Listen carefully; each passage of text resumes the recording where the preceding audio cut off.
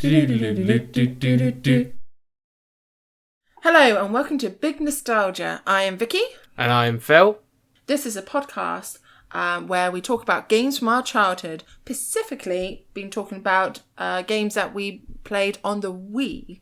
Some of the Wii games have also been released on different consoles, but our main focus is their Wii counterparts.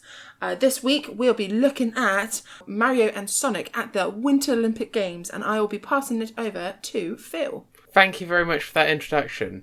One of the things that I've always felt, I don't know why, but supposedly it's the Olympic Winter Games, not the Winter Olympic Games. Oh. I don't know why. I don't know if that's because in searches and things, it means that you if you type Winter Olympic Games, the search might just pick out Olympic Games, which is by default the summer game. I don't know. Could just be nothing. Anyway, Mario and Sonic at the Olympic Winter Games. You might be wondering why we're doing Mario and Sonic at the Olympic Winter Games, not Mario and Sonic at the Olympic Games. This was the one we owned on the Wii. If we ever do a season on DS games, then we'll cover the Olympic Games. It was released on the 13th of October 2009 in North America, and then throughout that week it was also released in Europe and Australia. It actually was released in Japan last on the 5th of November. So this game is actually the third ever crossover between Mario and Sonic. Can you remember when that was a novelty? Yeah, it was such a big deal when Mario and Sonic were sharing the same game. Just like, ooh, that's their main Sony product and main Nintendo product. What are they doing together? And I was just like, yeah, they like competing. I do think it was an interesting marketing technique because was this game released also on the Sony? One PlayStation Sega. or whatever. Sega. Yeah, not Sony. Sorry. So Sega were already out of the console wars at this point. Oh, okay. So what is Sonic played on now? The PlayStation? All consoles. Sega just released on everything. Oh, okay. So I suppose it wasn't such a big deal. So obviously the Mario and Sonic stuff is Nintendo exclusive. There have been Nintendo exclusive Sonic games, such as, a few of them were exclusive at launch and have since been released on, I think, PC as well. Like Sonic Lost World was originally a Wii U exclusive. Oh, okay. But no, they're Sega, third party, they just release... They have, Sega have franchises that go on different systems. They have different deals with different console manufacturers. But you are in kind of the right kind of time frame because, I've said it's a third ever crossover. What were the first two crossover games? Mario and Sonic. Bear in mind, one of them I've already mentioned. Smash? So Smash is one of them. The other one I've already mentioned in this video. The original Olympic Games. Oh, obviously, yeah, the Winter Olympics would be in the second one. Mm. Anyway, let's just go back because we've got no episode planned on the original Olympic Games. We're not really going to go into it if we talk about Brawl. So let's talk about this. So Sega left the console race in 2001. So that was after the Dreamcast failed, basically. So the Dreamcast was out at the same time as the GameCube, the original the PlayStation 2, and the original Xbox, but it failed to live up to expectations. So apparently since then, there was talks about it. So discussions were happening between Shigeru Miyamoto, who created Mario, and Yuji Naka, who is the creator of Sonic. And apparently these conversations have been happening in private since around 2005. Oh, okay. So, and they've been trying to think of different ideas. So this joined up with the fact that Sega acquired the license to create games based off the Olympics and Winter Olympics in 2008, put this idea together. The original Olympic Games collaboration was announced on the 28th of March 2007, and people thought it was an April Fool's joke. What? No way. Shigeru Miyamoto had to go out and confirm that it wasn't a joke, it was real. They're making Mario and Sonic at the Olympic Games. Was it because of Mario and Sonic working together, or was it the fact there was a... It was because it was Mario and Sonic. It was a few things. It was Mario and Sonic being in the same game. Two, that they were competing at the Olympics. Believe it or not, the first time that was made, someone suggested that. Everyone thought that was weird. and 3 because it was like so close to April Fool's Day. Okay. And the thing is, it's a bit of a difficult one because there's really not much on the development of these games compared to some of the Nintendo games. Some of the games that we do are such big, massive titles that there is all this kind of stuff that we can go rooting around in. Literally, all I've got about this is that the game was developed by Sega with help from, I'm going to mispronounce this, Rakjin. Basically, the Snowball kids developers were supporting the development of this. And then the development was supported by Nintendo. For these games, typically Nintendo supplied like staff to consult and things like that. So there was like collaboration in that regard.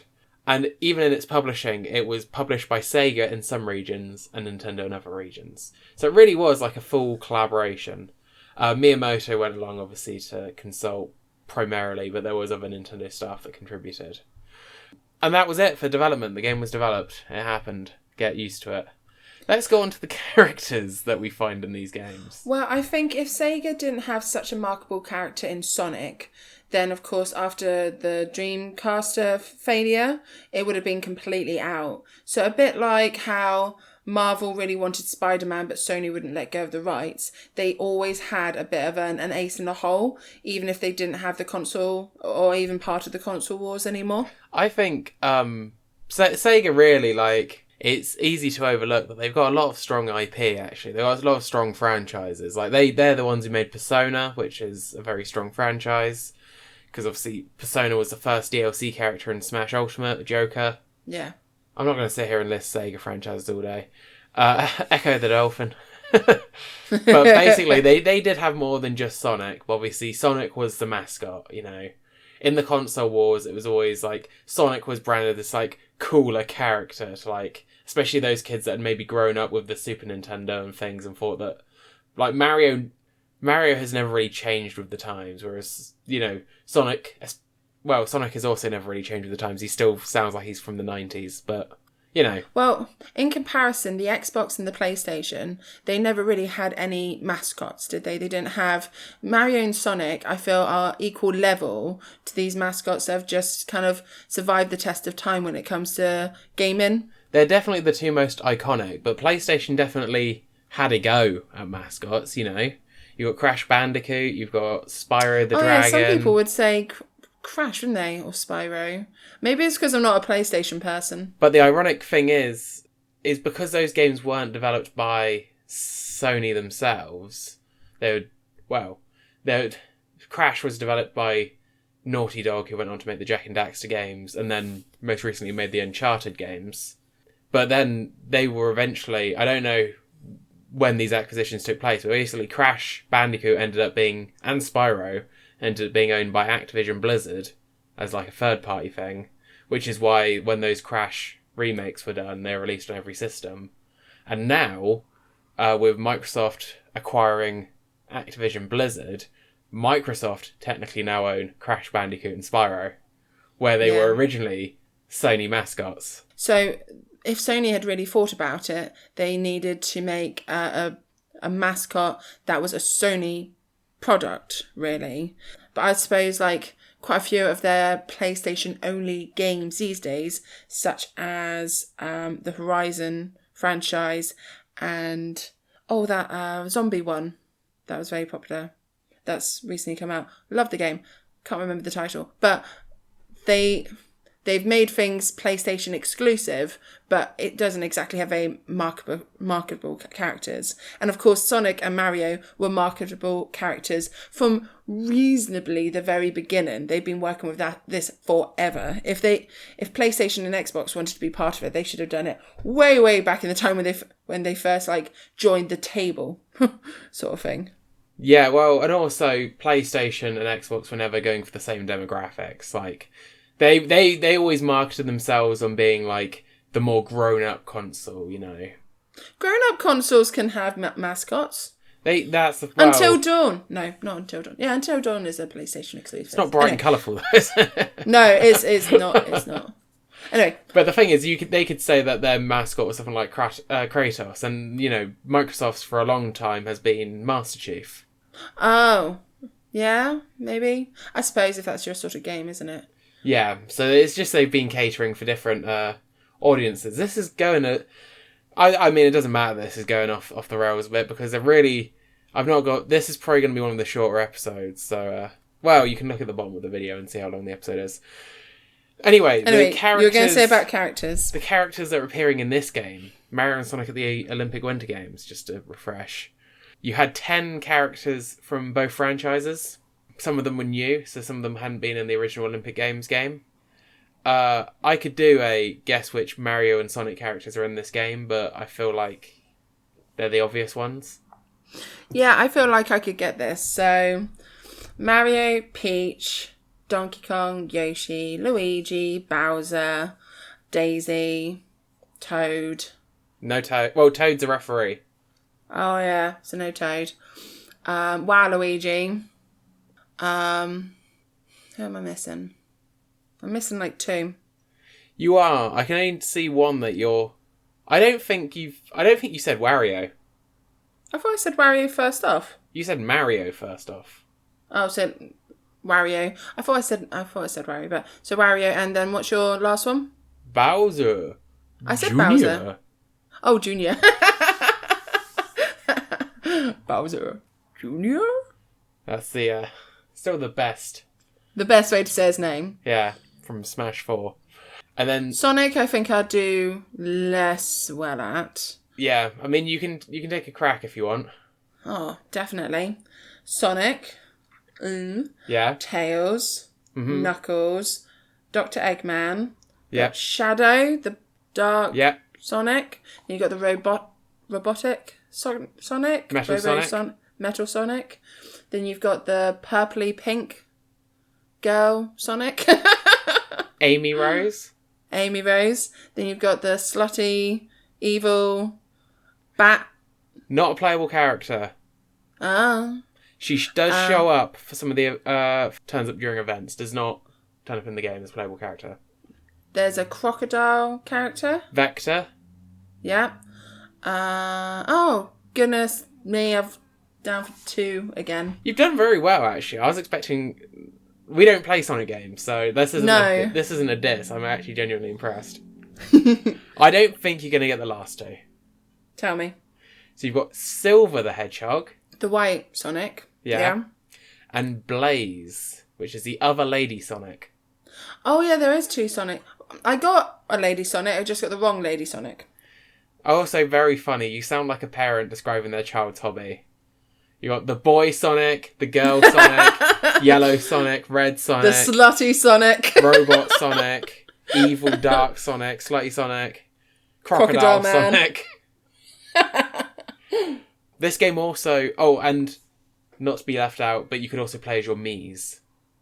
Oh, yes. And for your Miis, you could unlock a mind-boggling 32 Mii costumes. Wow. So that is all 10... Well, that's all 20 characters from that we've just named. We're not going to name them again. We've done it. Yeah, you could put their heads on your head, couldn't you? Like their costume. Well, it's like they were designed after it. It wasn't... I don't think it was that overt. Then from the Mario side, you also had Bee Mario, Fire Mario, Birdo, Dry Bones, Dry Bowser, and Diddy Kong as Mii costumes. Mm-hmm. On the Sonic side, you had Super Sonic, Big the Cat, Charmy the Bee, Espio the Chameleon, Rouge the Bat, and E123 Omega as Mii costumes. Cool. And you've got... This is basically just a lot of cameos. This is basically what every modern movie is now. VIPs that show up during certain events. You had the Piantas from Mario Sunshine. Birdo would be in the crowd. And also, don't think this counts as a Mario series character, but Penguin was listed as a Mario series character. And from the Sonic side, it was Big the Cat, Chaos, which I believe is a villain, and Cream the Rabbit. Cream the Rabbit. And other VIP... If you play the game during December, there is a chance of Santa Claus showing up to watch. Really? Yeah. Bear in mind, this whole game takes place in a place called Christmas Village. Oh, yeah, I suppose. So I just thought, I'll stop in at my busiest time and check out what sport's been playing. Well, you just know that he's a procrastinator, don't you? I really should be getting out, but the missus will solve it. The elves are working, it's fine.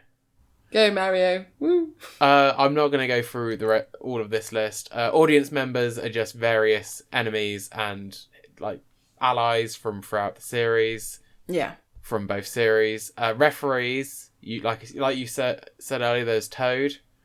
You got the Lakitu from Mario, and then Cream the Rabbit, Charmy the Bee, SB the Chameleon. They all appear in events as the referees. Rivals, which appear during as like some of the special events. So your Mario rivals are the Big Bullet Bill, the King Boo, Dry Bowser, and Dry Bones, and Jet the Hawk, Eggman Nega, E123 Omega, and Rouge the Bat. So these will appear during certain events to like challenge you. Oh, okay. Locations. This is taken directly from the games. Obviously, like I say, it takes place in like a Christmas village. There's a few places that are obviously based around... this is Canada, I think, wasn't it? Vancouver, these Olympics. But specifically for the Dream events, which take place in like the more whimsical, the more out there locations, you had events that take place on Mario Circuit from Mario Kart, in Bowser's Castle, in the Good Egg Galaxy from Mario Galaxy, and at Sherbet Land, which is from Mario Kart 64. Also, Radical Highway from Sonic Adventure 2, Seaside Hill from Sonic Heroes, Nocturnus Gate from Sonic Chronicles The Dark Brotherhood, and Egg Factory from Sonic Riders. And lots of music remixes from both. And some of the music remixes are pretty good, actually. I do remember enjoying them. I always liked the music in it. I always thought they was alright. So, you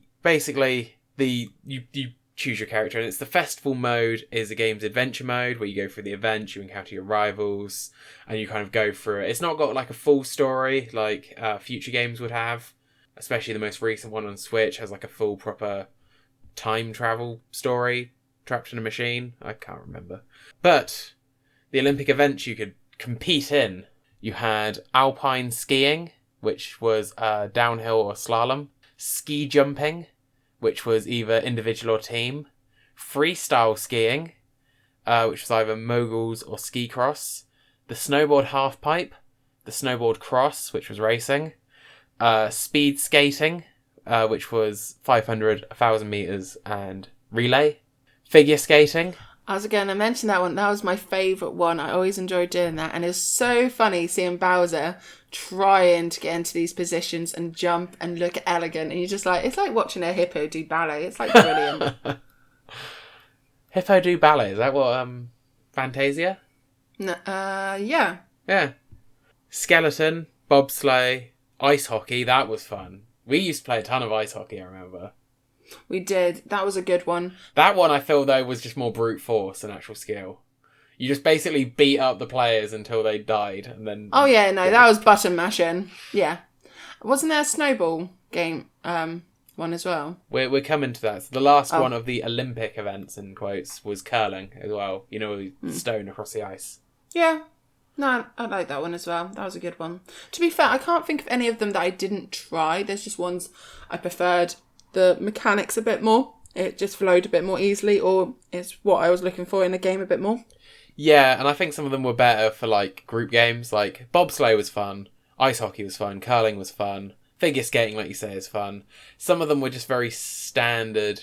Like at the end of the day, like the snowboard was good, but like there are better snowboard racing games than doing like the snowboard cross in Mario Winter Olympics. You'd rather choose something a bit more individual than just a Winter Olympics version of it. What you're referring to, though, is in the Dream events. So these are the events that take place in the Mario and Sonic series locations, because they have, like, items, and they're just a bit more like party games than they are actual, like, serious events. So you had the Dream Alpine, which was Alpine skiing, but it was, I think, in the Sonic world. Same with, like, Dream ski jumping, Dream ski cross, Dream snowboard cross, all pretty much just, like, more party versions of the ones in the main Olympics.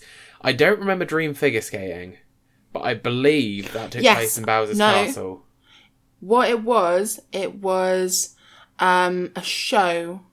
Instead of just doing a section of Dream figure skating... You're right, yeah. There was things that came onto the ice, So it wasn't based in Bowser's Castle, but you could either play through the Sonic version or you could play through the Mario version. And the end bit was the Sonic. It was the Bowser's Castle, but it was like seeing Disney on Ice or something. All these panels would come up and you'd have to jump in time or to avoid and stuff, rather than just a random sequence. Yes, I remember that. Dream Curling. And then the one you're referencing... Oh, Dream Ice Hockey, which, again, like the ice hockey with items and stuff like that, and a bit more customizable. Dream Snowball Fight is what you're thinking of. Where it basically is just a snowball fight. Yeah. I mean, who doesn't like a snowball fight? So, yeah, I thought that was a good one. And then finally, it was Dream Gliding, which was one that took place in the Good Egg Galaxy. If you remember, you had to, land on a certain bit. Again, gliding... I don't think I was very good at that one. I don't remember doing it very much. I remember it being a bit awkward with the motion controls. Yeah. Because, speaking of that, if you had the Wii balance board, do you remember you could use the Wii balance board for some of these, like the skiing and stuff? You could, couldn't you? Yeah. Oh, that was weird, though. It was ultra forced. Yeah. The idea behind it is solid, but actual gameplay, not really. Also, you're never going to be in a household with more than one Wii balance board. So it really was only for if you're playing by yourself or you're playing one of the events where it's taking turns. So it really almost took away the kind of... Because I think the Olympic Games ones are best when you consider them as just party games. So it kind of takes away that element if, you can't all play together at once. Yeah, I suppose if you have more than one player, you want to be competing. You want to have the split screen. You don't want to be oh, it's your turn. And yeah, there wasn't... Like I say, if somebody has got, a big thing of information on how this game was made or anything like that, I'd love to see it. I did a long and hard search, could not find very much. So we'll go on to the quirks. Obviously, one of the quirks was about using the Wii balance board, because I thought that was quite a fun thing to remember using for some of the events, especially the do you remember, what was it, the bobsled? Oh yeah, you sat on the Wii balance board. Yeah, that was an interesting way of doing it. Yeah, so it was novel at the very least. And they did try to integrate it as much as possible. It's just, I don't think, from the idea page to the actual reality page, I think something got lost in translation. Yeah. Or the technology wasn't strong enough to support the idea. Yeah. Aside from that, in terms of quirks, there's some unused text, just some unused areas and things in the game. Only very basic, testing stuff, so nothing too exciting there. However, there isn't a mobile app version of this game, and more of these games. However, it was before Nintendo would even consider doing mobile apps. So the mobile version of all these games was just Sonic.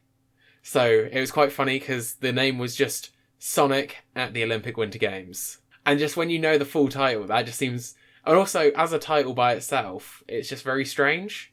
Mario and Sonic at the Olympic Games, you're like, okay, that's well, it's basically just describing what the game is.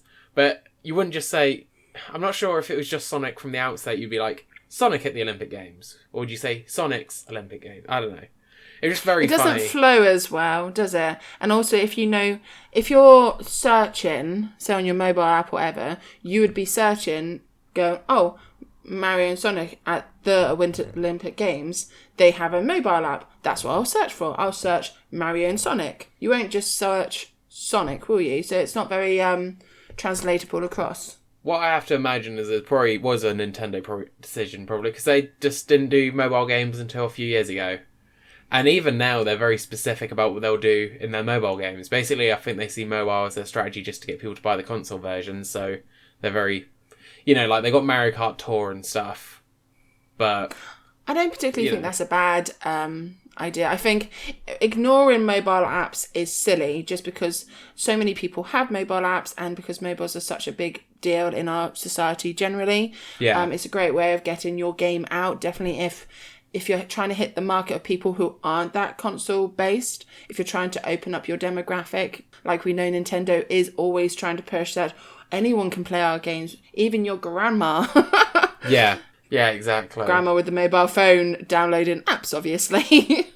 But so to get their message out, I think mobile apps are the way to go. But at the same time, I do commend them not relying on them too much. And actually, their strength is in the console and pushing the console rather than being strong in the mobile app game sector. Yeah, exactly. They've got their... I think their strategy is perfectly sensible, really, when you think about it as part of like the larger piece. So let's move on to how the game sold. So this game sold approximately 5.67 million copies by the end of December 2009, making it Sega's best-selling game in that fiscal year. How did it compare to the other Olympics games, the other Mario and Sonic Olympics? So the one that had come out before it, which is the the original Olympic Games, sold very well as well. So the main number I've got to go off here is I'm guessing this number from the Winter Olympics is the combined of the DS and the Wii. So comparing that, the original Olympic Games actually is listed in the 2010 Gamer Edition of the Guinness World Records as the best-selling gaming character crossover.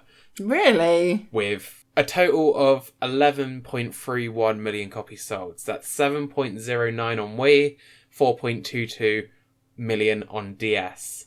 So that's really impressive. Bear in mind, though, this was 2010, and this original Olympics game came out all the way back in 2007. So that was 3 years worth of sales. Whereas the Winter Olympics, to get to 5.67 by the end of December, when it came out in most territories in October, and then Japan in November, is even more impressive. I think that's very impressive. I wasn't able to find like a lifetime sales, but if I were a betting man, I'd say that a Winter Olympics game probably petered out in sales around February. The game received pretty good reviews. Like, nothing outstanding, but nothing terrible. Some people really enjoyed it. Some people were a bit more critical about the use of the balance board and some of the motion controls and the selection of events and things. It was their first game doing the Winter Games, and it led the way for another one in 2014, which came out for the Wii U. However, and this was something I was researching, because I just assumed with the Olympic Games that came out on Switch in 2020, that they've been doing both, every 2 years interchanging. They have not made another Winter Olympics game since the second one in 2014.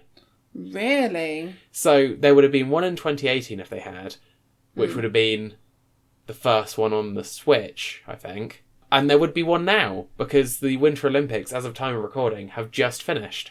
Does each Winter Olympics game reference, the one we're talking about, reference Canada, didn't it? Yes, this was the Vancouver Olympics. Each one does reference, England Olympics, the British Olympics. There was a Mario Sonic at the 2012 London Olympics. Oh, okay, that's cool. Fun fact, this is completely an aside, I think it was the 3DS version by that point of the handheld one. There was a story mode in it where Bowser and Eggman are hiding out in Big Ben. Well, I'm not going to lie, out of all the places in London, I could imagine them in Big Ben. Why not? It's not the most subtle place to hide. No, but neither of them are known for their subtlety. I'm just imagining that scene from Friends where Joey opens up the map and is trying to find where to go. I'm imagining that being Bowser stood on this tiny map and Eggman being embarrassed in public. I can just imagine Bowser's quite a big character. His tail just sticking out of somewhere out of Big Ben, and Eggman getting really embarrassed, dude, we're supposed to be undercover, we're supposed to be hiding here, and then him just losing his temper and just this flame erupt him from a hole in Big Ben somewhere. Bowser is definitely not the slyest. Out of the two, I'd say Bowser is less sly than Eggman, but both have ships of their own head, so that's very true. Open concept, really. That was very true. But I thought the game was fine. Yeah, it's pretty good party game. When I think back to the best party games on Wii, it probably doesn't rank compared to things like Mario Kart, Smash, and I don't know. What would you prefer, the Olympic Games or the Olympic Winter Games, when you think of these sorts of games? What did you think of this game? See, I suppose it's because this is a main one that I played. I never really played the Olympic game. I don't know what rounds that they offer instead and how that would tally up. Have we never played the Switch one? What, the Switch? Olympic Games? Because I have it. No, you showed me the one player on it. But I don't think I've really played it. Maybe we'll do that next time I see you in person. But so I know the Winter Olympic Games a bit better. It was just a bit of fun. I mean, I wouldn't have sought the game out, but as we had it, it was one of those games that I was just, as you said, it was an easy. I prefer to play it with other people rather than playing it by myself. Yeah. It was a lot more fun doing like multiple modes or racing against each other. I didn't see a lot of extra gameplay by getting like the best score on single player. I liked the dream element. I thought that opened up a lot more like specific versions of certain rounds and a bit more games like the snowball fighting and the Alpine and stuff like that. I think it just customized it a bit more. It was kind of just like an extra level of some of the round. So, for example, the figure skating. To do figure skating specifically in Bowser's Castle or in Sonic's World or whatever, it just brought an extra element to it. It didn't bring a lot, but it kind of made it another thing to play. And didn't you unlock the dreams levels as you went? You weren't given all of them at the beginning, were you? You're right. I just clicked on one by random. So to unlock this event, so this is, for example, Dream Ski Jumping is unlocked when you reach the 8th day of Festival mode as an individual or the 10th day of Team Festival mode. So by playing through the campaign, you unlock, more Dream events. You're quite right. So I thought that was an interesting thing to bring to gameplay. So you weren't given all the games initially. Sometimes they did that with characters as well. If you wanted to play as a certain favourite character outside of the, of course, top ones. Sometimes if you did certain things in games, then you'd unlock certain characters. It just makes the replay of the game a bit more interesting, even if technically it's the same game just with a different background. But for some of them. But then I like the snowball game, snowball fight game. I like the figure skating extra bit. It was just a bit of fun, but when you think of all the Wii games out there, it wouldn't be high on my list. I mean, it was just a bit of easy wasting time with friends. I think it's exactly what it was meant to be. I don't think it was supposed to be more than that. Yeah, I think it's, exactly that. It's not meant to be taken too seriously. It's a fun little party game that would, you'd have a bit of fun with friends, but don't go looking for something very deep because you're just not going to find it. I think that pretty much wraps up all we have to say about Mario and Sonic at the Olympic Winter Games. This has been a slightly longer episode than I was expecting. I was expecting it to be about 5 minutes. So, the Olympics. And we didn't even go into the full game background. If we want to do that, we'd have to go into the history of the Winter Olympics, which we all know started in... I'm not going to go there. If you want to learn more about the history of the Olympic Winter Games, consult your local library. Or look up a video specifically about Winter Olympics. Yeah. But I hope you've enjoyed this look back. Did you play the Olympic Winter Games game? Are you sad that there aren't any more? Because I was actually surprised that there hasn't been one in 8 years. Do you prefer it to the Mario and Sonic Olympic Games? Is there any specific rounds or events that you do that are your absolute favourite? Please comment below. We always love to hear from you guys. Yeah, and you can follow us on Twitter at ABK Studios. Obviously, subscribe if you've enjoyed this. We're only on episode 5 of this season. We're going all the way up to 16 episodes, number 36. So do stick around. We've got some great episodes coming up. But in the meantime, take care, look after yourselves, and we'll see you next week for more Big Nostalgia. I've been Phil. And I've been Vicky. Thank you very much for joining us. Thank you very much. Goodbye. Bye.